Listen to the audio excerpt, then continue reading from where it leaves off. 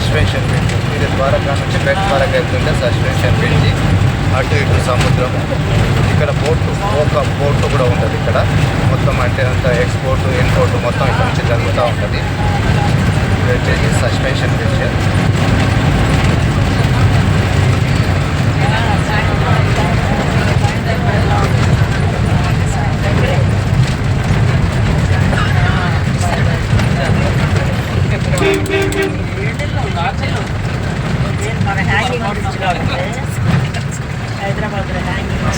Suspension bridge.